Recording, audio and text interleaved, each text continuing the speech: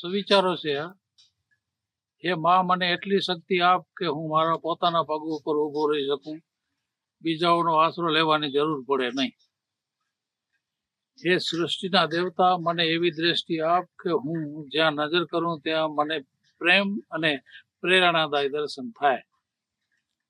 પ્રેમના પાણીમાં જવડીને આંસુડે નીચવશો તો મન નિર્મળ બનશે. પ્રેમરૂપી પારસમણી જેની પાસે છે તે સાચો શ્રીમંત છે. પ્રેમ એક અદ્ભુત ચમત્કાર છે. તમે જેને પ્રેમ કરશો તે તરત તમારો બની જશે. પ્રેમ હશે તો કોઈ પરાયો નથી, અને વહેમ હશે તો કોઈ પોતાનો નથી. જે બીજાનો બની શકે છે તે જ બીજાને પોતાનો બનાવી શકે છે. ગરીબો, પશુઓ અને બાળકો ઉપર પ્રેમ કરશો તો એ તમારા ઉપર અનેક ગણો પ્રેમ કરશે. જીવનદાતા જીવન આપે છે, પણ જીવવાની કળા બધાને આપતો નથી. સરળતા, નિખાલસતા, નિર્લેપતા, એકાગ્રતા અને પવિત્રતા એ જીવન જીવવાની ઉત્તમ કળાઓ છે. વિનય, વિવેક અને વિશ્વાસ એ ઉત્તમ પુરુષોના આભૂષણો છે. દ્રષ્ટિ દિવ્ય હશે તો હર દ્રષ્ટા દર્શન છે. મધુર ભાષી બધાને ગમે છે, એ જાણવા છતાં અભાગ્યો મૂર્ખ મીઠું બોલી શકતું નથી. જેવી અંદરની ભાવના તેવી તેની દુનિયા. ધોળા કાપડમાં કાળો દાગ અને કાળા કાપડમાં ધોળા દાગની જેમ સજ્જનોમાં દોષ અને દુર્જનોના ગુણ અલંગ તરી આવે છે. રાતનો કાળો અંધકાર કોઈને દેખાતો નથી, પરંતુ ચંદ્રમાનો કાળો દાગ સૌને દેખાય છે. આ દુનિયા અરીસા જેવી છે. રડનારાની સામે રડે છે અને હસનારાની સામે હસે છે. કંઈક નવું પ્રાપ્ત કરવા માટે જૂનું છોડવું પડશે. જૂના પાંદડા ખરી પડ્યા પછી ઝાડને નવી કૂંપળો ફૂટે છે, અને વીરડાને ઉલેચવાથી નવી સરવાણી ફૂટે છે. જેના હાથની મુઠ્ઠી ખુલે છે એના હૃદયના ફૂલ ખીલે છે. નબળા અને મેલા માણસો કારણ વગર ખોટું બોલનારા અને ડરપોક હોય છે. નિર્ભયતા જેવું કોઈ સુખ નથી, જ્યારે ભય જેવું કોઈ દુઃખ નથી. આંધળા આંખો વાળાને, વાંજિયા સંતાનો વાળાને, વગર પરણેલાને, ગરીબો તવંગરને જેટલા સુખી સમજે છે તે વાસ્તવમાં તેટલા એ સુખી હોતા નથી. તમે સાચા અર્થમાં તમારું હિત કરી શકતા હો તો ઘણું છે. પુણ્યનું ફળ સદગુણ અને પાપનું ફળ દુર્ગુણ હોય છે. એક અવગુણ ઘણા અવગુણોને, જ્યારે એક સદગુણ ઘણા સદગુણોને નોતરે છે. બીજાને માફ કરે તેને અંતે ઈશ્વર પણ માફ કરતો હશે.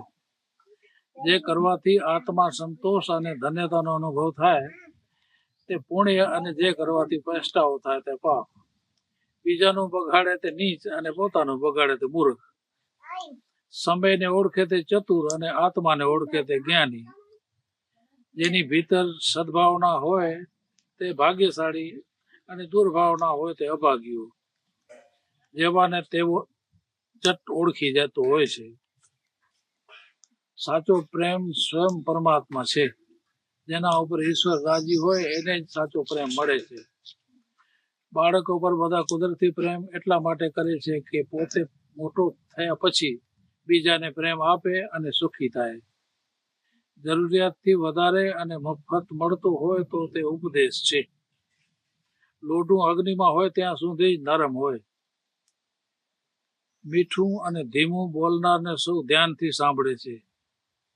સ્ત્રી પરણતાની સાથે પતિની બધી જ મિલકતની માલિક બની જાય છે. એ જ રીતે ઈશ્વરની સાથે પરણે તે અનંત બ્રહ્માંડોનો માલિક છે. ઈશ્વરની સાથે કંઈ માંગશો નહીં. આપણું હિત શેમાં છે એની ઈશ્વરને ખબર છે, આપણને નથી. બહારનો વિકાસ અંદરથી અવરોધે નહીં એનો ખ્યાલ રાખજો. તન અને ધન ઘટે તોય ઉપાધિ, અને વધે તોય ઉપાધિ. જ્યારે મન વધે એ સારું, ઘટે તે સારું નહીં. બીજાઓની સાથે બનાવટ કરનારા પોતાની જાતને છેતરે છે. ગરીબ અને દુખિયા સાથે મૈત્રી કરજો, દયા ઈશ્વર કરશે. સ્થાન અને સંપત્તિ આજે આપણા છે તે કાલે કોના થશે એની કોને ખબર છે. અભિમાન આવે ત્યારે તમારાથી શ્રેષ્ઠ પાસે જશો તો એ એની મેળે ઉતરી જશે. બીજાઓને બાંધશો તો ખુદ બંધાઈ જશો અને છોડશો તો છૂટી જશો. થોડા સુખ માટે વધારે દુઃખી થવું એ ખોટનો ધંધો છે. વિષયોના બીમારની વધારે સોબત કરશો નહીં. ઈર્ષાળુ અને ક્રોધી વ્યક્તિ પોતે પોતાની જાતને બાળે છે. આત્મનિરીક્ષણ કરજો કે કુદરતે આપેલી જિંદગી તમે પોતે જીવો છો કે તમારી જગ્યાએ કોઈ બીજું જીવી રહ્યું છે. વિચાર સારા કરશો તો ધીરે ધીરે વર્તન પણ સારું થઈ જશે.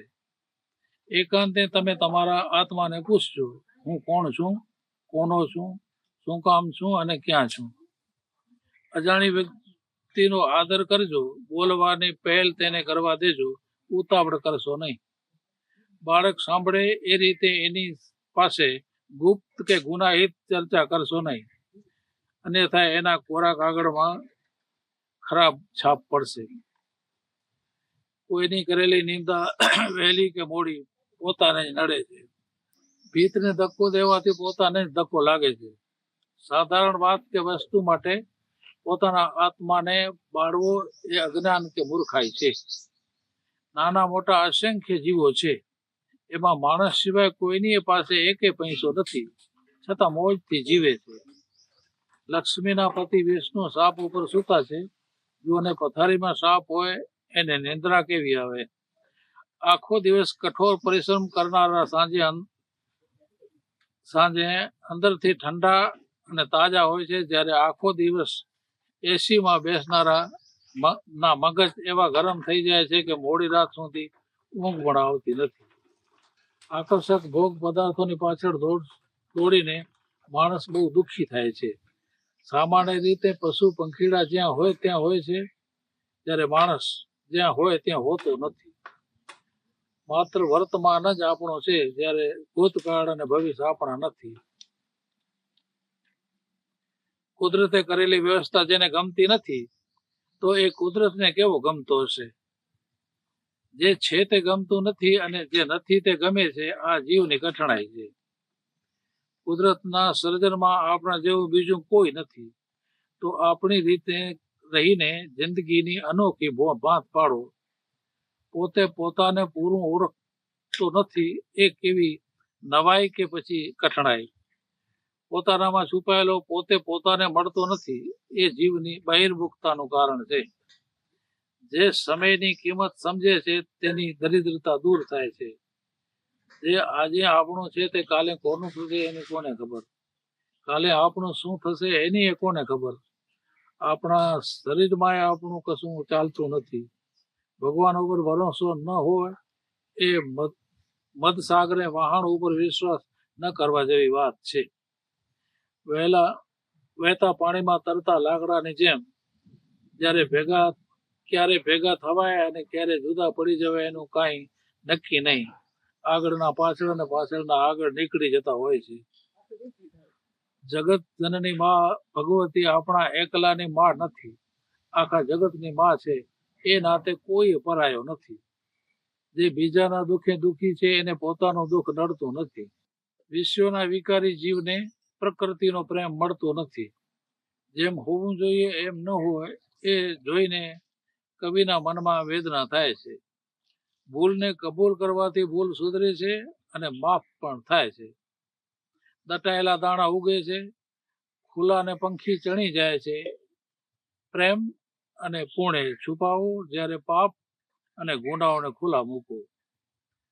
તું ગમે તેમ કરે તો એ દુનિયાનો માલિક તને કાંઈ કહેતો નથી, અને તું એના જ સંતાનો સાથે કેવો વ્યવહાર કરે છે તે તારે આત્માને પૂછ.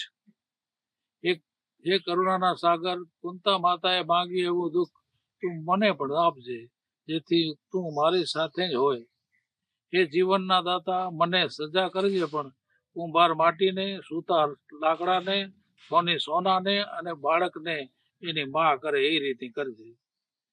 ભજવૈયો વાજિંત્રને ઘાવ, ફૂંક અને ઘસરકાથી મીઠો ત્રાસ આપે એવો ત્રાસ હે જીવનના દાતા તું મને પણ આપજે, જેથી મારા જીવનમાં સંગીત પ્રગટ થાય. જુવાન સ્ત્રી પ્રતિક્ષણ બદલતી પ્રકૃતિ જેવી હોય છે. તે તમને પ્રેમ આપશે અને વધારે આશા રાખશો તો દુઃખો પણ આપશે. પ્રકૃતિ મને જેટલું આપવા ઈચ્છતી હતી એટલું હું અલ્પબુદ્ધિ ને કારણે લઈ શક્યો નથી. જીવન તો કુદરત તરફથી મળેલો કોરો ચેક હતો, પણ હું પૂરા આંકડા પૂરી શક્યો નહીં. જીવનભર દોડવા છતાં ખુદ સુધી પહોંચાયું નહીં. કરવાનું રહી જાય અને ન કરવાનું થઈ જાય, એ છેવટે પસ્તાવો થાય એ પહેલા ચેતી જાય તે ચતુર. હે મારા જન્મો જન્મના સાથી મિત્ર મન, હું આપના માટે આપના કયા પ્રમાણે જીવનભર કરતો આવ્યો છું. એ દોસ્ત થોડું તું પણ મારું મન માન. એક મૃત્યુ અને બીજા ઈશ્વરના એહસાનને ભૂલી જવાની ભૂલ કરશો નહીં. જ્યાં અતિરાગ હોય ત્યાંથી જ વૈરાગ લાગે છે.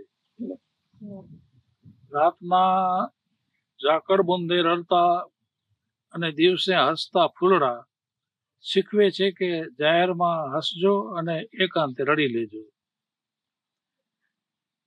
જેની પ્યાલી ખાલી હોય એને સાકી ખાલી હોય એની જ પ્યાલીમાં સાકી શરાબ રેડે છે. તમારા વાસણ ખાલી હશે તો કોઈ પરસવા વાળા ઓછા નથી.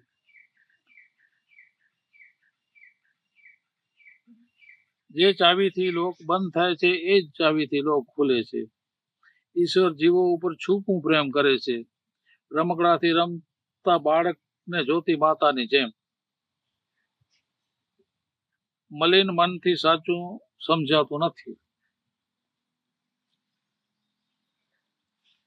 સ્વાર્થને લૂં લાગવાથી સ્નેહના નીર સુકાઈ જતા હોય છે. હે મૃત્યુદેવ, હું જેને જીવનભર મળી શક્યો નથી